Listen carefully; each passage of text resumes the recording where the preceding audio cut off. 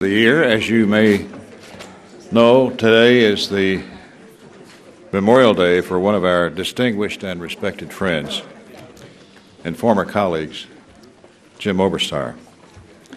Some of our members are at the service today, and we send his family and many friends our thoughts and condolences. Many of us recollect a lot of interesting times and fun times, really, with Jim Oberstar.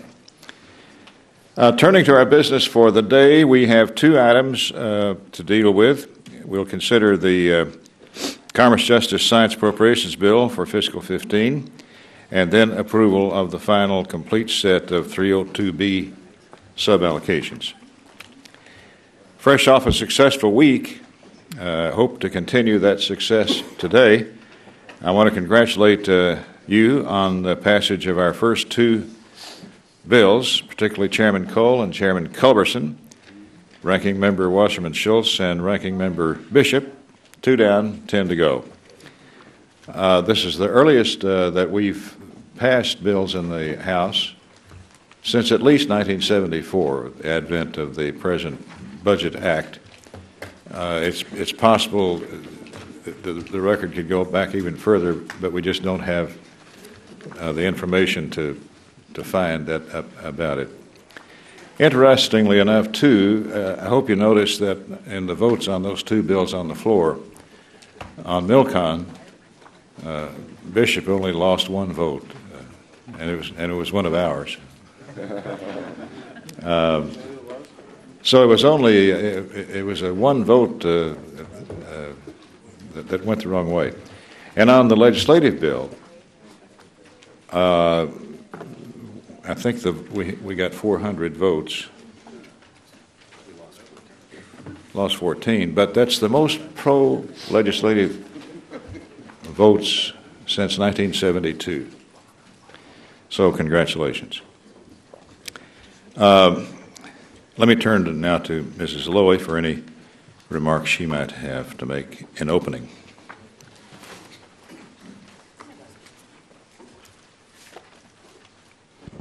I want to thank you, Mr. Chairman. As we move forward, I know to the best of our ability we will try to be cooperative. However, we will certainly discuss the bills in detail as we proceed. But most important, before we begin and before we make our statements on Commerce, Justice, State, I want to say a word about Chairman Oberstar as well. I want to extend my deepest sympathies to his wonderful wife. Chairman Oberstar was one of the finest members with whom I've served in this Congress. Not only did he have a wonderful sense of humor, not only was he intelligent, but he was wise and he understood his bill. It was extraordinary. And he was always ready to talk with every member, to help every member solve their problem.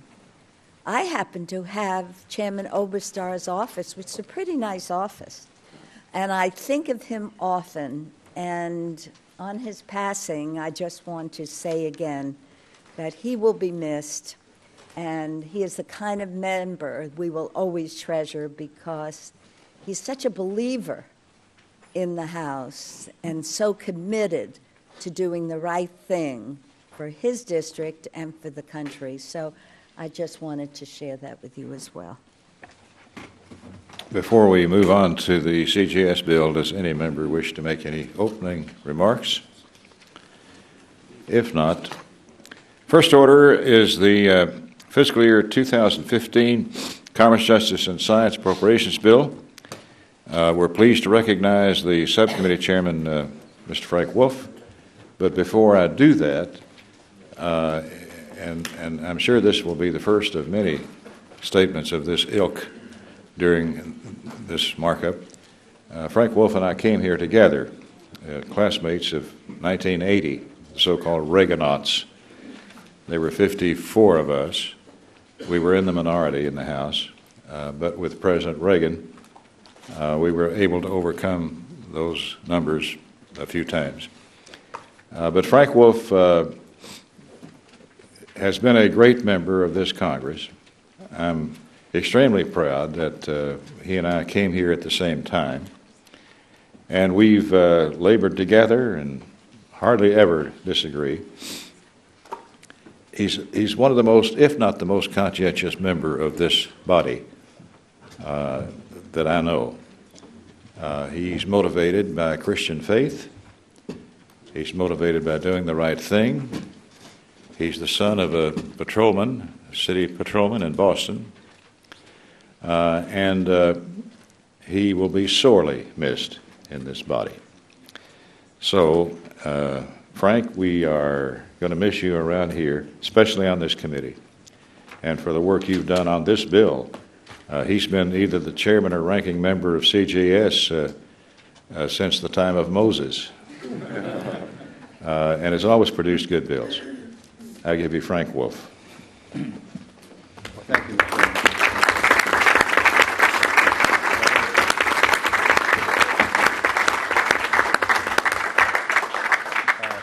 Thank you very much. Thank you, Mr. Chairman, for the comments. And we were in that class of 1980. It was a very unique time. So, but thank you for your comments. I will also want to mention Mr. Oberstar. I bumped into Jim a week ago.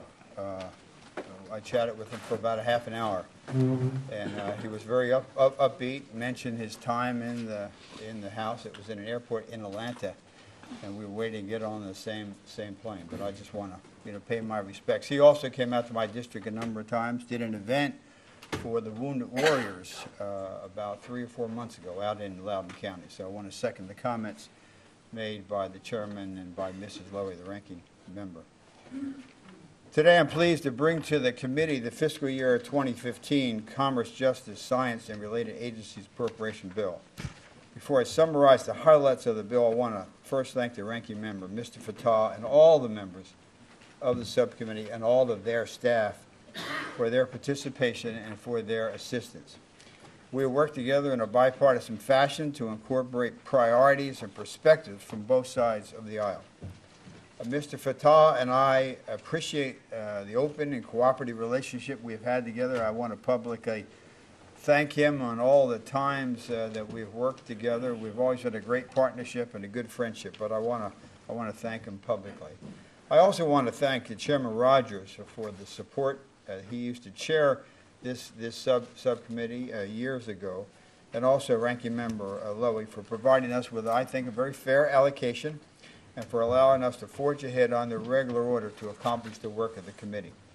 Finally, I want to recognize the subcommittee staff, including Clerk Mike Ringler, Leslie Albright, Jeff Ashford, Diana Simpson, Colin Samples, and Taylor Kelly, and also Bob Bonner and Matt Smith from the minority staff for their work in preparing the bill. As we all know, they work long hours, they work through the weekends, and they've really done a very good job. And I also want to thank the associate staff members of the members who are on the committee. The recommendation we bring to the committee includes $51.2 billion in discretionary spending, a reduction of $398 million, or 0.8% below the current fiscal year. Since 2011, if you go back and look, the reduction has been roughly $13 billion, a 20% reduction since 2011. We've done our part to control discretionary spending. The bill includes several reductions from lower priority programs and rescinds over $469 million from prior year balances in the Justice Department. The bill also restores damaging cuts, though, to federal law enforcement and NASA that were proposed by the President's request. We have focused limited resources on the most critical areas, fighting crime and terrorism, including cyber attacks, improving weather forecasts and warnings, and boosting U.S. competitiveness and job creation by investing in science, space, exports, and manufacturing. For the Department of Commerce, the bill includes $8.4 billion. Severe weather events like the recent devastating tornadoes in Arkansas, Mississippi, and elsewhere often result in loss of life and economic ruin. The bill provides funding above the request, I stress again, above the request for the National Weather Service operations, weather research, and NOAA's two flagship weather satellite systems that result in more timely and accurate warnings and forecasts. Simply put, These investments save lives. They save lives in Arkansas, they save lives in Mississippi, and they will save lives wherever the next severe weather event strikes.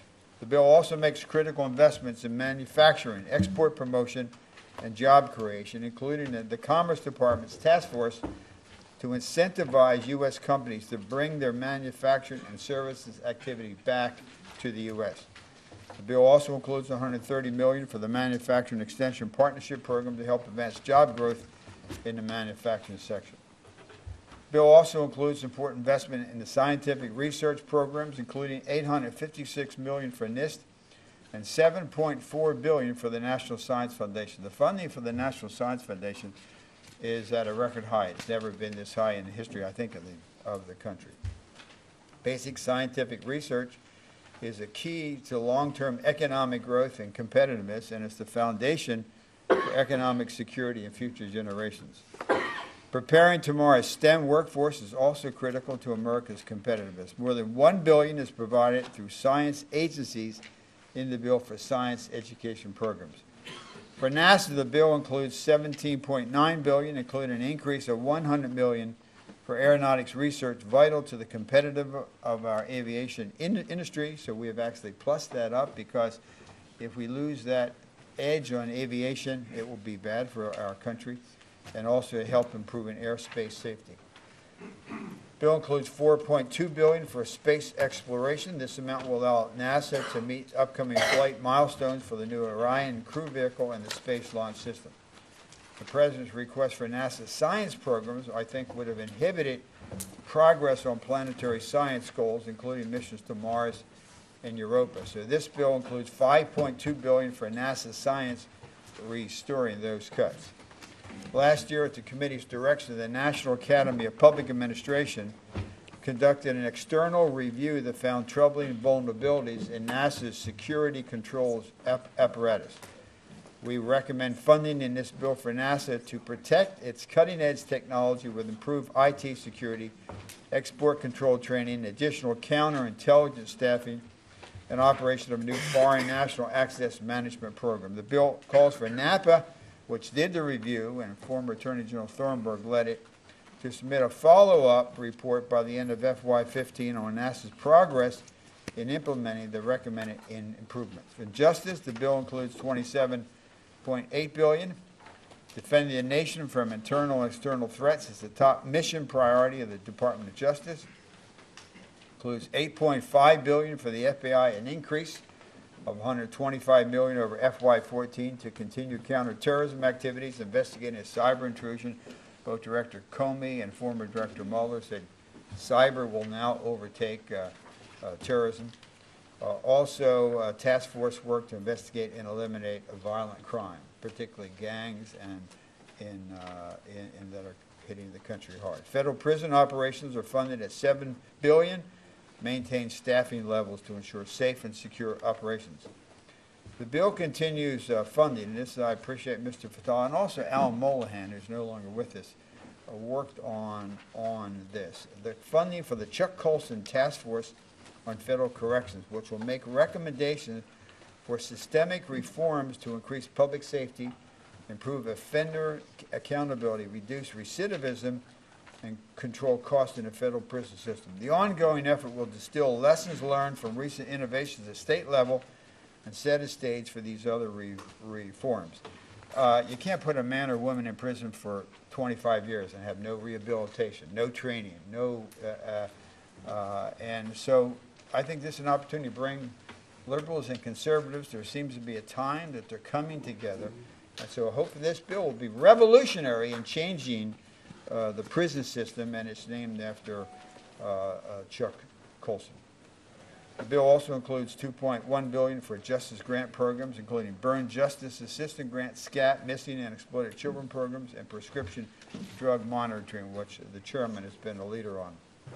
It's also a landmark bill for reducing violence against women and strengthening services to victims of domestic violence and sexual assault and stalking. This bill includes funding above the current level and above the President's request for these programs. So it is above that level. And so when you hear all the criticism, you can reference back to this bill.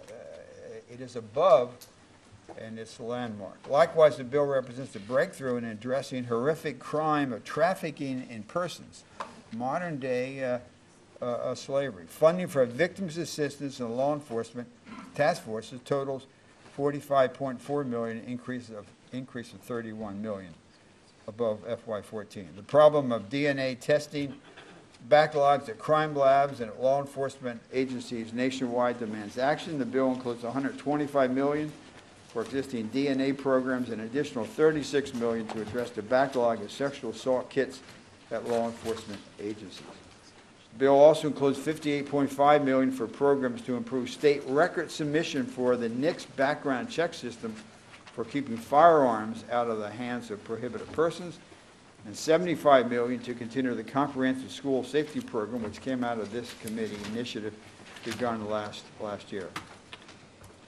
Whenever there is a terrorist attack, we must never forget our responsibility to the victims and the survivors. There is language in this report directing the Office of Victims of Crime to provide all appropriate assistance to the survivors and families of the victims of the November 2009 terrorist attack at Fort Hood. We will help the families and those who were impacted. And I appreciate Judge Carter, Mr. Rooney. I don't see Mr. Rooney, Mr. Rooney, and Mr. Fattah and the others. But we're just going to let these people, what took place to them at Fort Hood, and not to address it. They will report back to the committee on what assistance has been provided. Finally, we included report language directing the Justice Department to assist the democracy advocates, including those from IRI, a Republican group, NDI, a Democratic group, all funded by the Congress, who were tried and convicted in Egypt simply for carrying out U.S. government funding democracy programs. These convictions should not be recognized in the United States or elsewhere, and these individuals should not have to suffer any further negative consequences. We're trying to work with the authorizers, but next year or 2 years, if we don't deal with this,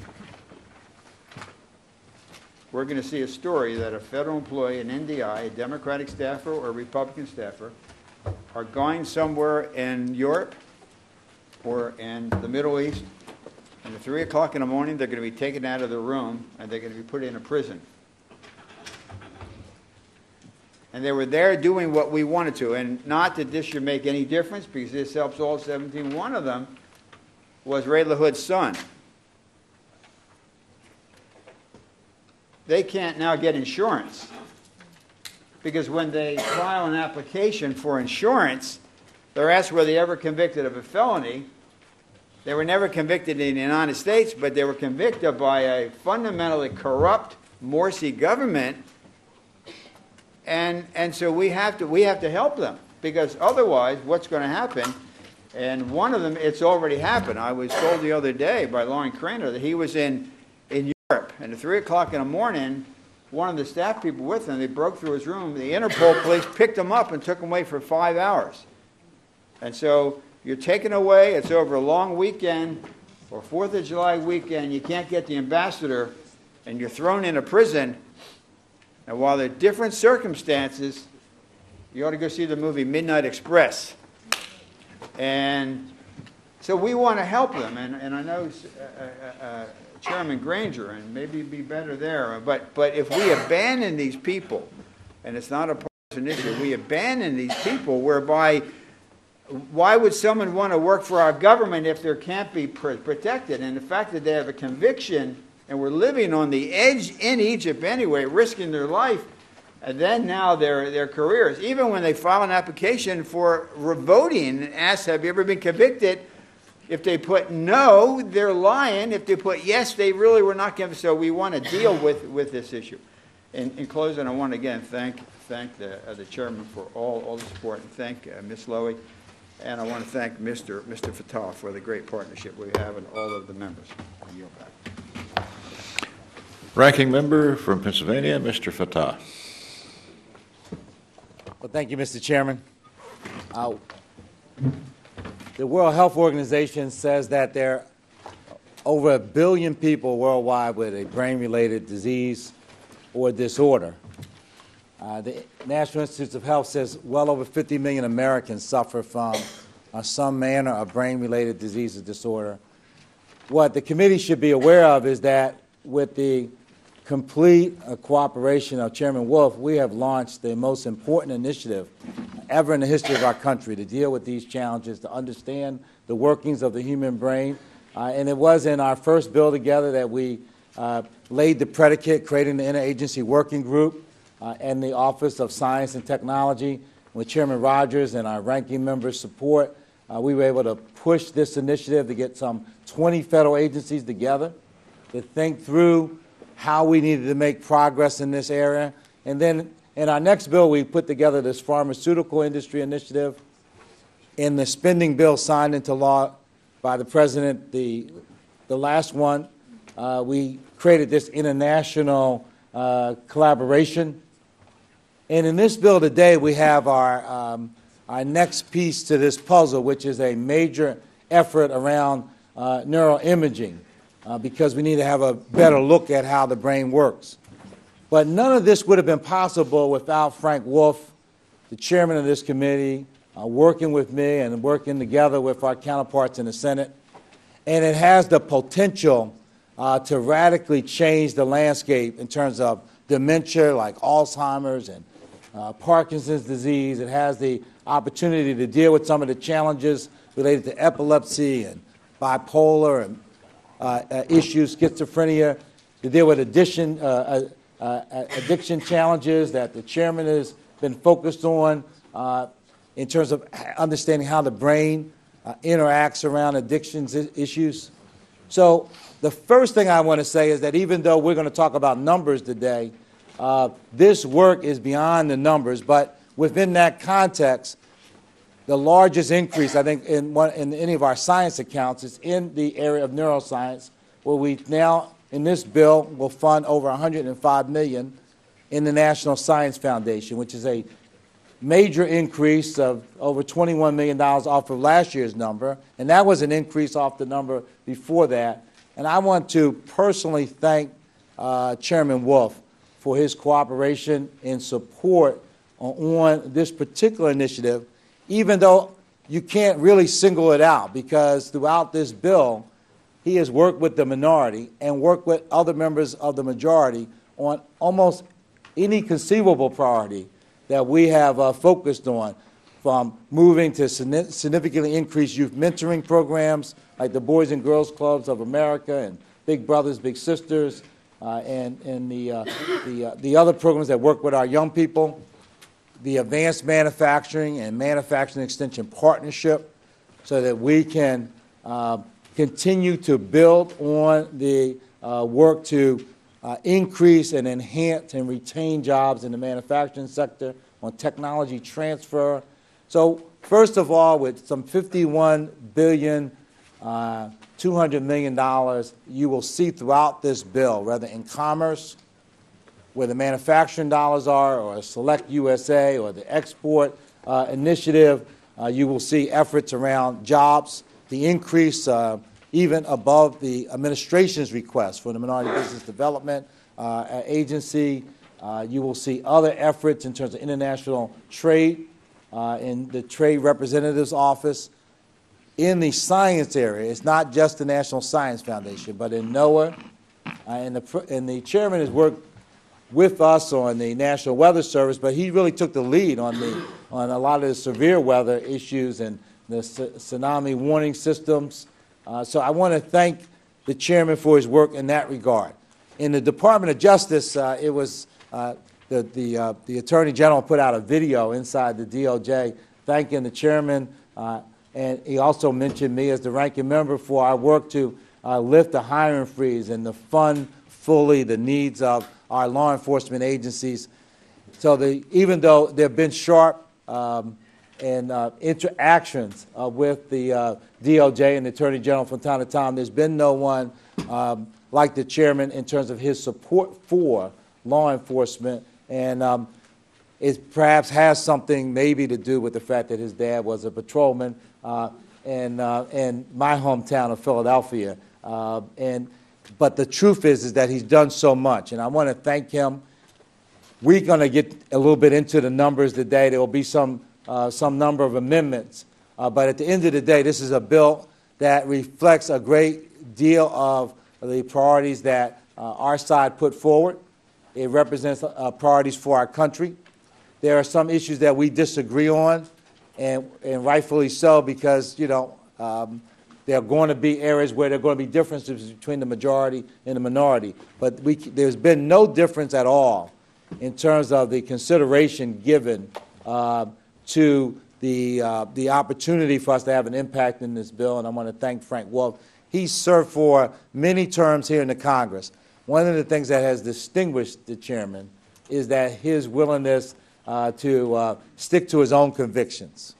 On a whole range of issues, he has stood steadfast and refused to equivocate, and he's been right more often than not. So on cyber security, before others thought it was serious, Frank Wolf was talking about it and focused on it.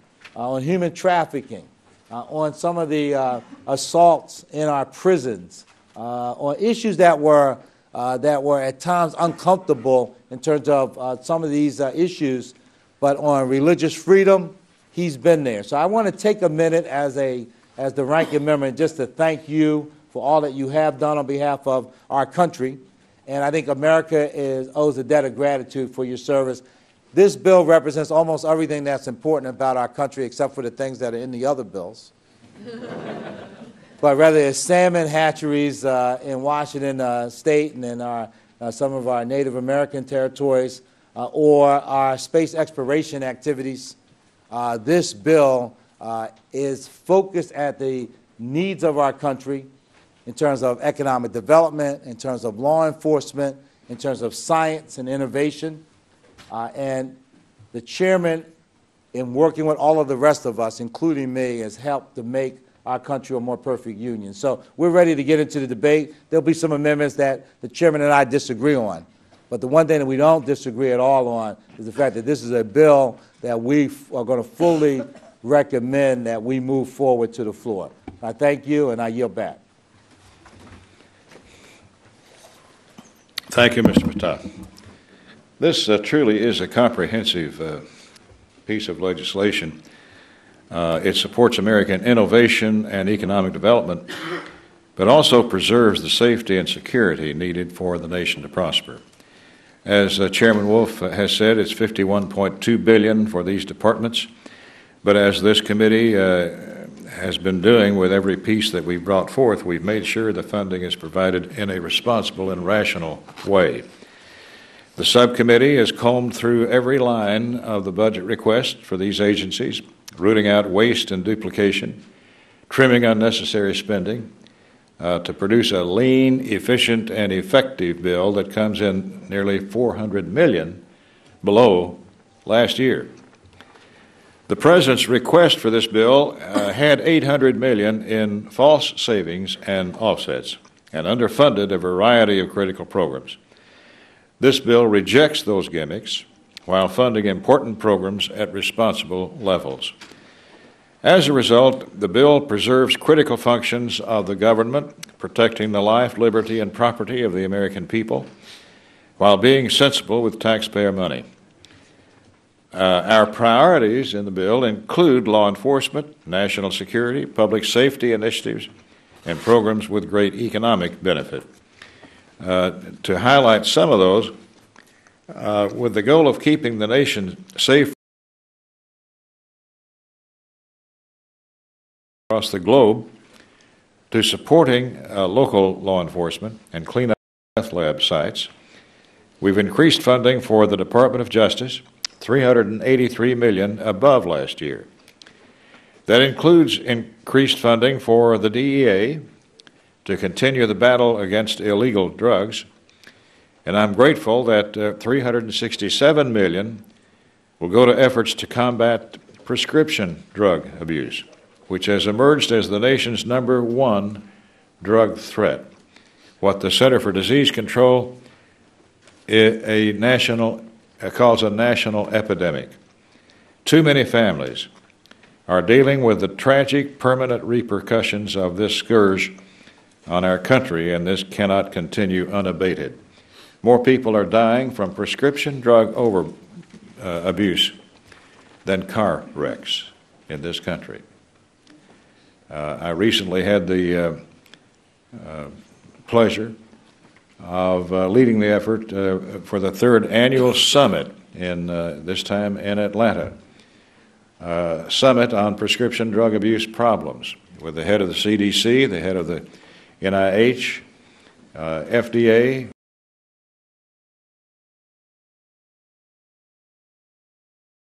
over 1,100 people from around the country coming to focus on this problem that's killing your constituents and mine, even as we speak. We've also increased funding above the President's request for the National Weather Service, as Chairman Wolf said, and fully funded programs that will help maintain and improve weather forecasting to help warn communities about potentially devastating natural disasters on the horizon. With the goal of advancing U.S. interests globally, we've targeted funding toward programs within the National Science Foundation and the Department of Commerce that work to improve U.S. economic competitiveness and innovation. We've included several provisions that underscore other priorities, such as prohibiting the transfer or release of Guantanamo detainees into the U.S., protecting our Second Amendment rights, preserving the sanctity of life. The bill also contains language that ensures the conscientious and responsible spending of taxpayer dollars, including a prohibition on contracting to train agency employees to engage in publicity or propaganda. Before I close my remarks, I want to repeat the thanks for the dedicated staff. These people never cease to amaze me on the tenacity that they show and their perseverance and their stamina. And we want to thank the staff completely, under Mike Ringler in this case. And to thank the subcommittee members for their hard work and input, ensuring that they have crafted the best bill possible. And of course, we want to thank again Chairman Wolf, Ranking Member Fattah, for their leadership and their teamwork and their bipartisanship in producing what I think is a good bill. And again, we want to say our profound thanks to Frank Wolf for his long tenure of service to his country and to this committee and to the people of Virginia and the United States. Frank, we are in your debt.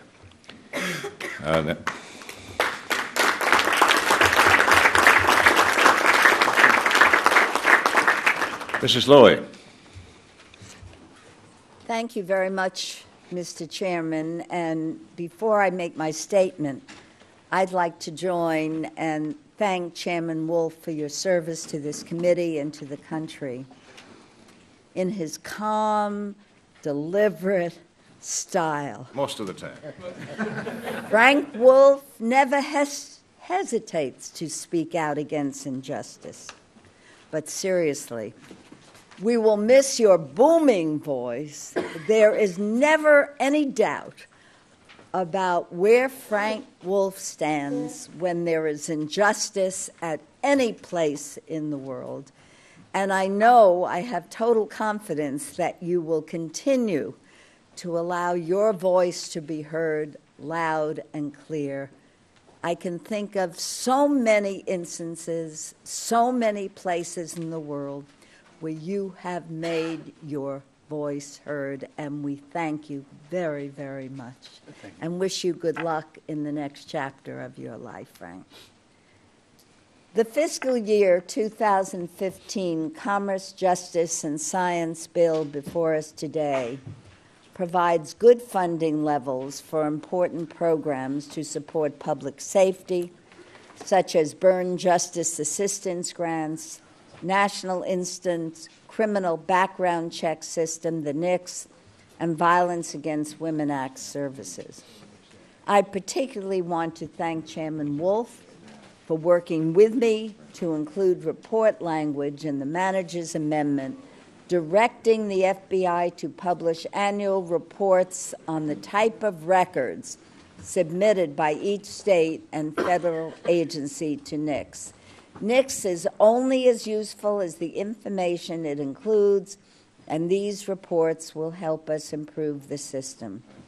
Chairman Wolf and Ranking Member Fattah should be commended for their work to fully fund the Office of Science and Technology Policy, including its working group on neuroscience, as well as an increase of $21.5 million National Science Foundation research related to the BRAIN initiative.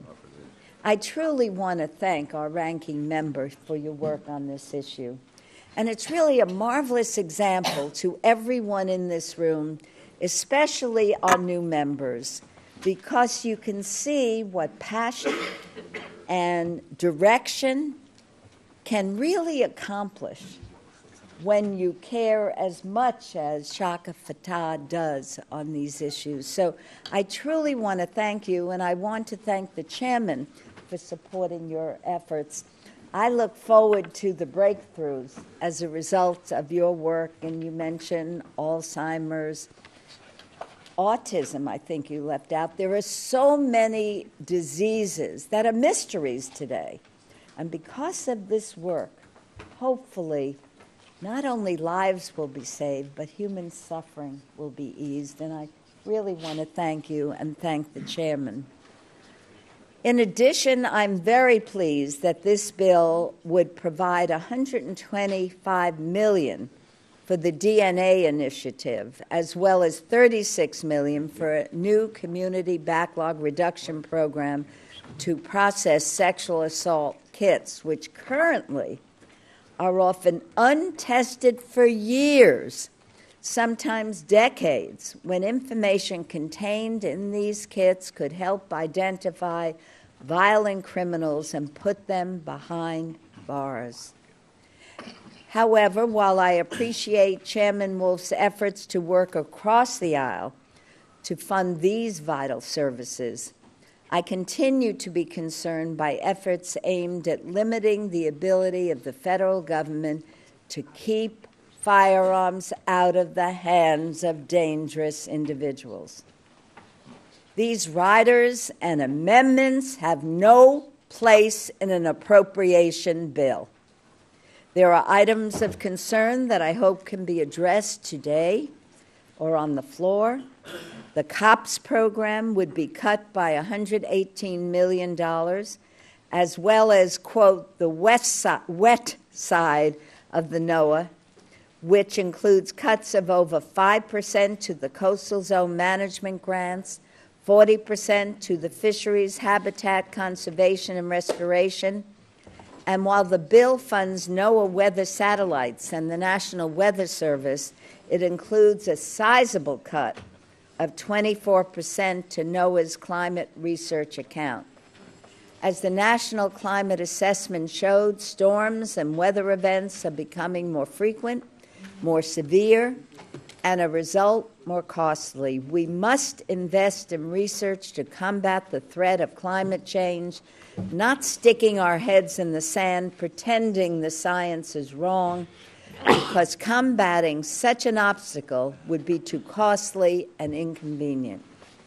We have the opportunity to make better investments in this bill that could help provide for the health and safety of future generations of Americans. And I hope as this bill moves through the process, we can act together to do so. Thank you. Thank the gentlelady. Are there further opening statements? Mr. Serrano. Thank you, Chairman. Hope you don't charge fully the time I'm going to take, but for my time. But I don't want to miss the opportunity also to join in what will be a great chorus today in thanking Frank Wolf for his service and for his being a gentleman all the time. You know, I hold the distinction of being the only member of this of our side to have been ranking member to you and to Chairman Wolf on this subcommittee. Why I'm at the end of the committee in seniority is an issue we'll discuss someday, but It's a long story, and he's no longer here. That member is no longer here. But anyway, Frank Wolf, when you look at me right now, you'll notice that I'm sitting to your far left, and Frank usually sits on the right. And I think his strength and his talent is the fact that I never allowed him to work together with people, that we could disagree but never be disagreeable, and that he spoke ahead of time, way before other people spoke on some issues. He did it with passion, and then they became fashionable, the issues, politically fashionable.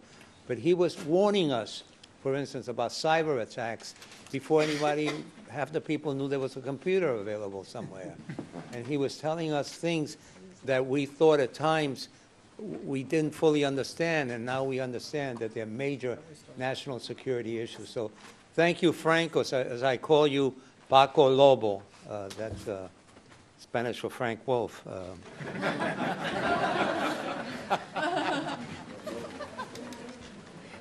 You're a great man, and in Spanish we have a saying, and the person who keeps this down will go crazy in writing it. Dime con quién andas y te diré quién eres. Tell me who you walk with, and I'll tell you who you are. We all walk with you and with your style and with your decency, and we thank you for that. Oh, boy, that's nice. Wow. I want to say a few words about our bill before us. Our side does have differences on some of the provisions in this bill, especially the gun writers, but as always, Mr. Wolf has been very considerate of the concerns of our side. And I thank him for that, and I thank for working closely with our ranking member, Mr. Fattah, to accomplish these changes in many ways that have taken place in the bill. However, I also want to take time to express concern about an ongoing issue with the National Science Foundation. The National Science Foundation has a number of targeted capacity-building programs at minority-serving institutions. These programs serve an important purpose. The existing programs for historically black colleges and tribal colleges and universities serve as a template that many members of Congress want to see replicated at Hispanic-serving institutions, HSIs. With this in mind, an HSI-dedicated program was authorized in the America Compete Act. The program would allow HSIs to receive infrastructure and development funding and involve more Hispanic students in the sciences, and will enable HSIs to improve their curricula and attract more underrepresented students to these programs. Contrary to the direction from this committee, the NSF has refused to establish the program. Contrary to what we told them, they've just ignored us. I shouldn't be shocked that a federal agency is ignoring us, but anyway, I thought I'd mention it.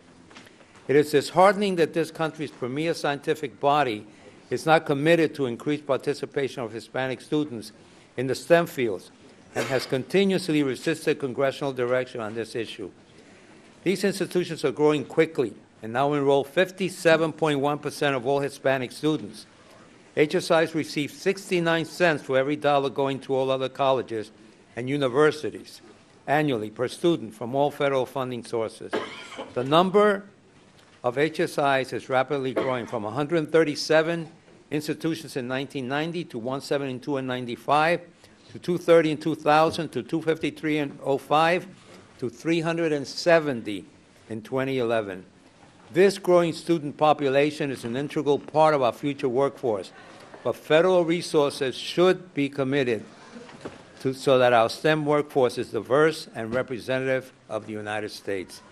I look forward to an open dialogue with the NSF about how they plan to invest in Hispanic students, and I hope that the chairman will work with me and the ranking member on reminding them that this is law and that they should be adhering to the law. Thank you, Mr. Chairman.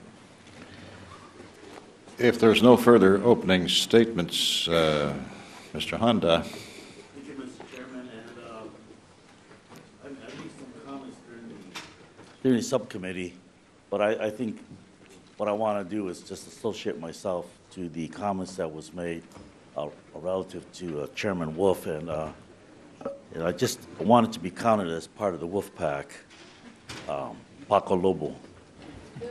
And but having said that, I think it's very important that we reiterate some of the things that were that are in this bill, and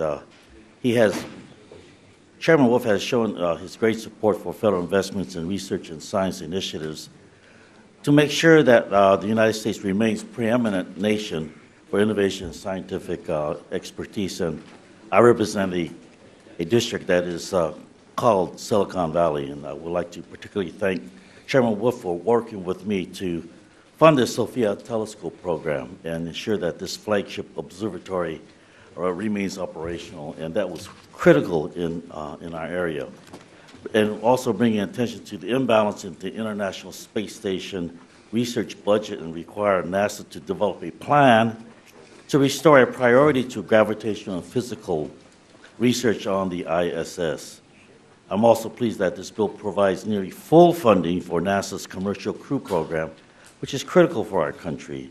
So as we move forward, I hope we can work to keep this Commercial Crew Program competitive and include multiple industry partners during this developmental stage. Safety and program management will be enhanced by keeping at least 2 providers in this competition. And I also hope that we can increase funding for NASA's Space Technology Mission Directorate to ensure that key technologies like laser communication and solar electric propulsion, which is critical, will continue to be developed for NASA and the U.S. commercial space industry. In the justice portion of the bill, Mr. Chairman, I want to thank Mr. Wolf for all that you've done to put an end to the modern-day slavery and attention to human trafficking and to help reduce the rape kit backlog, which many of the district attorneys across this country will say that there's over 500,000 unanalyzed rape kits on the shelf, which means that bringing justice to both victims and to those who are perpetrators, we need to make sure that the justice system is swift.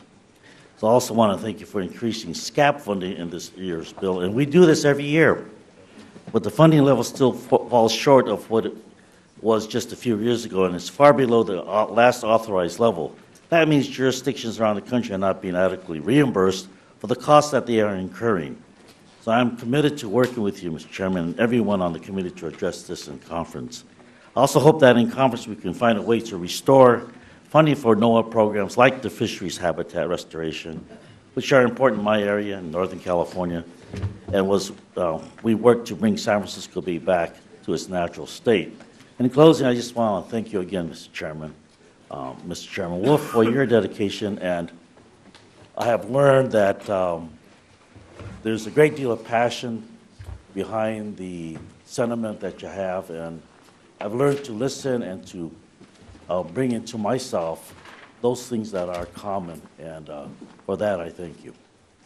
If there's no further general discussion, are there, Mr. Harris?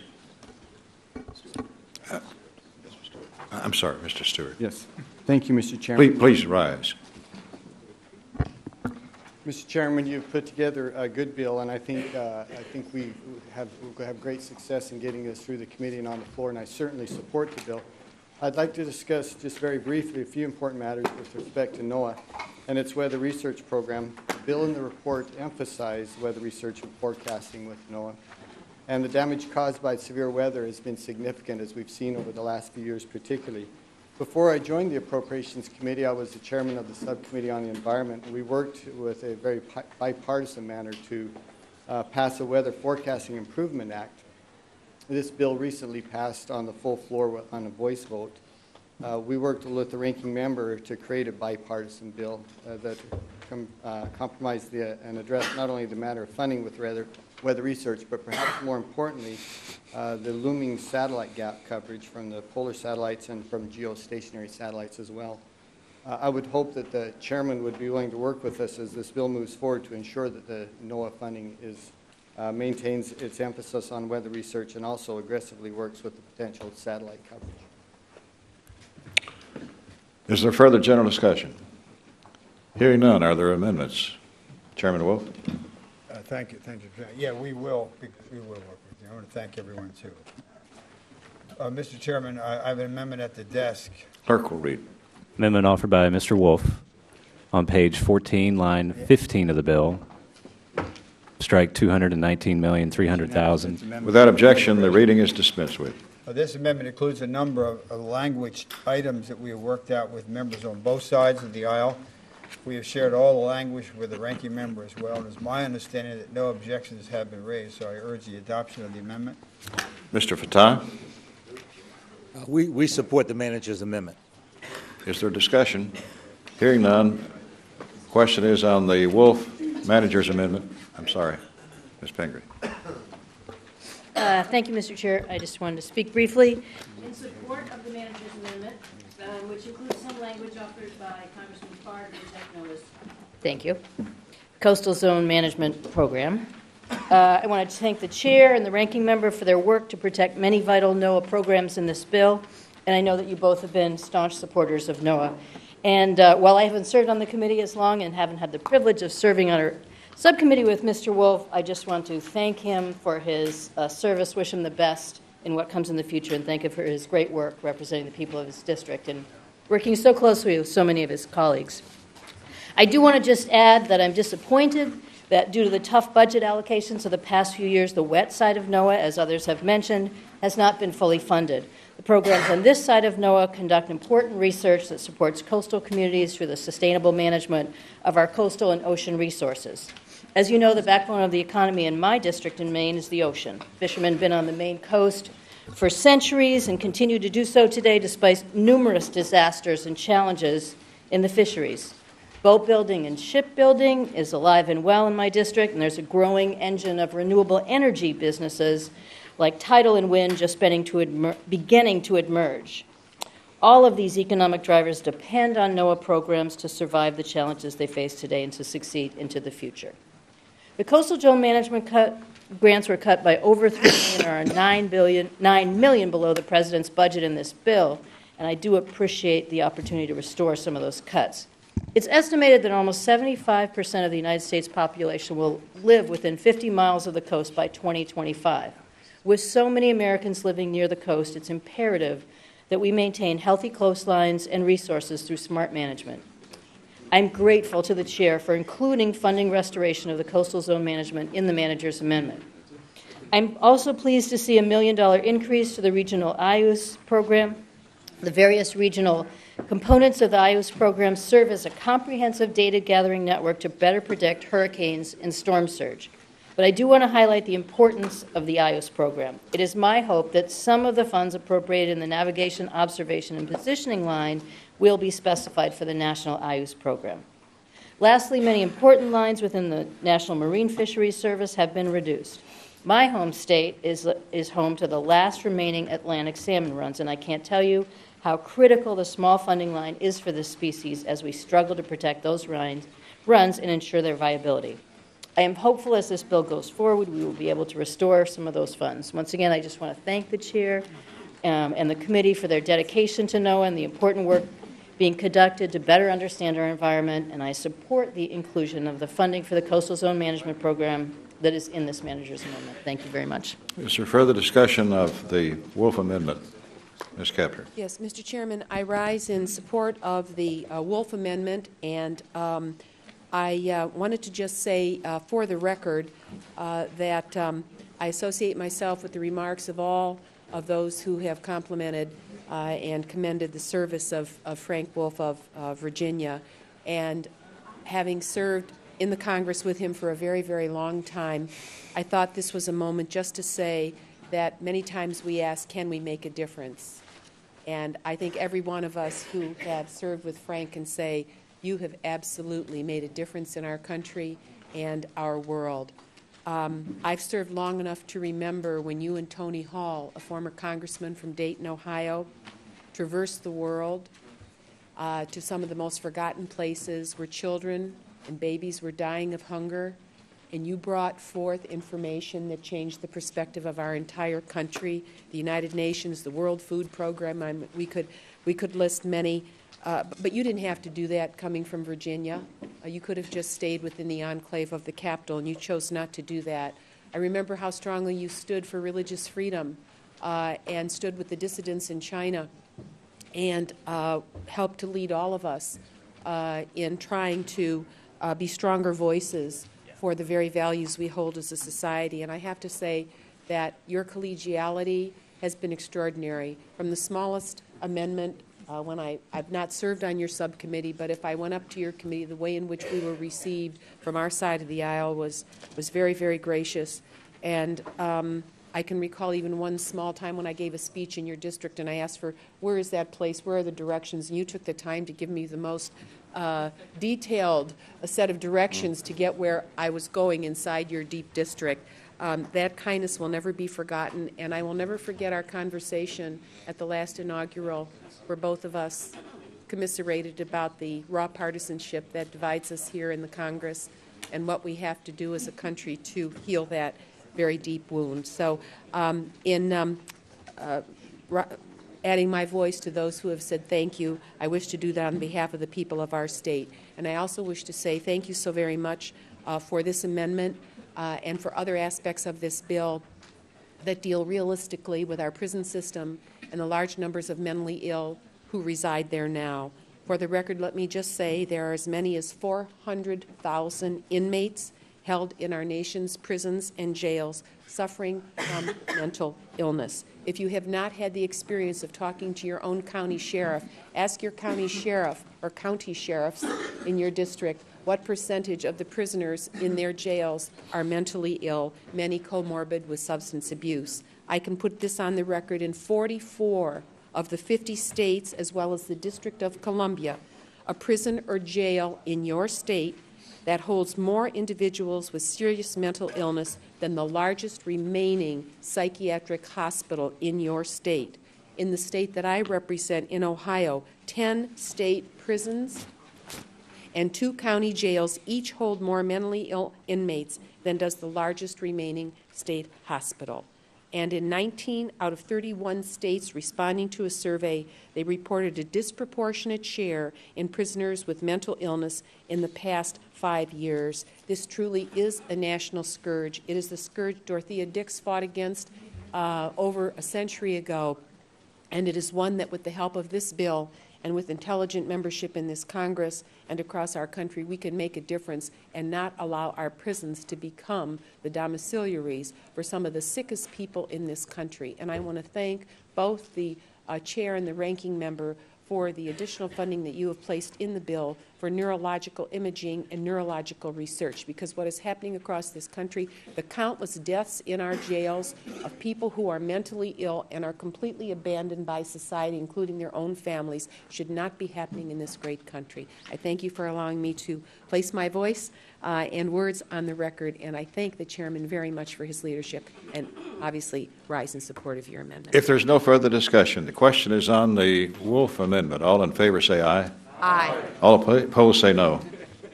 The ayes have it. The amendment is agreed to. Are there further amendments? Mr. Quigley. Mr. Chairman, I have an amendment at the desk. Clerk will read. Quigley number 1. It's Quigley number 1. We waive reading. Amendment offered by Mr. Quigley.